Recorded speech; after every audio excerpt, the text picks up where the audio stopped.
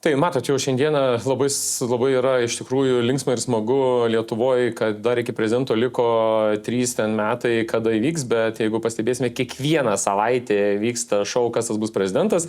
Įdomiausia yra tai, kad kandidatai, kurie ketina būti prezidentais arba kandidatais į prezidentus, pradeda lakstyti po Lietuvą taip, kaip važiavau aš. Tai kopija numeris 1.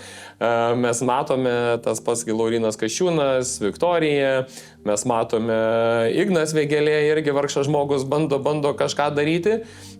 Budrys net metė užsienį, sako, man jau nebesvarbu, man čia svarbu Lietuva, aš čia myliu Lietuvą ir važiuoju.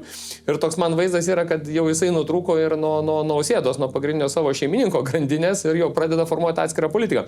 Bet įdomiausia, man iš esmės jau labai gaila, nes jie nei vienas neturi realiai galimybės būti, nes akivaizdu, kad šiandieną į rinką, į kandidatų prezidentų rinką yra įleistas naujas žaidėjas ir tai yra, aš jau pastebėjau kokį gal 3-4 mėnesį, kiek man tenka sekti viešą erdvę, tai yra akivaizdu, kad Dainius Dundulis ir bus tas kandidatas į prezidentus, bus jisai paimtas kaip nuo verslo, nuo tokios pramonės pusės, nuo prekybininko pusės ir panašiai. Ir kai aš matau, kiek dabar vyrai ten deda energijos, kiek jie ten triūstė ir taip 29 metai vasario mėnesį turi praskelbti, kas tenais tampa kandidatai ir Dainius pasako, aš irgi būnu kandidatas. Sutot, koks smūgis, ne, jam yra. Smūgis tam pačiam verslininkui Edmundui, ko gero yra, kuris irgi jau galimai tikėjosi, kad jis bus kandidatas į prezidentus. Žurnalistai spauda švietė ten Tapiną ir panašiai ir dabar rinkoje bus kažkas tokio naujo. Tai ką tai rodo?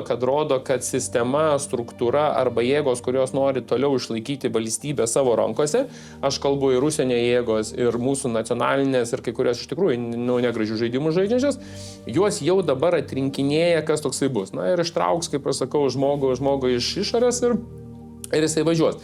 Tai labai tvarkingai Dainius įleidinėja į rinką. Pamatysim po kokių gal pusės metų klausime eina, neina. Analogiškai pamenat, kai buvo bandoma įvesti Robertą Dargį. Robertas Dargis bus kandidatas prezidentus ar ne? Ir lygiai tokie pačia klausimai, tai Robertai eis ar neįsi. Maždaug pasitikrinam temperatūrą, žinai, kaip yra.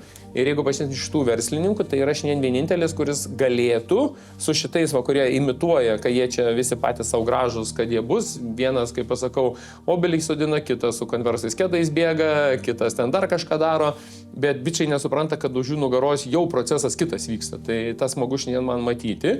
Tik dar kartą toks, įdomu bus, kada visuomeniai šitas klausimas atsiras, nes, Dainius, tas Robertas Dargis jis tikrai nebegali, Arvydas Avulis, faktas, nes ten jiem Krymas, pastatai, verslai, stadionai, noriu leidžiu, noriu neįleidžiu, ne, ir, matysim, kom čia gausis.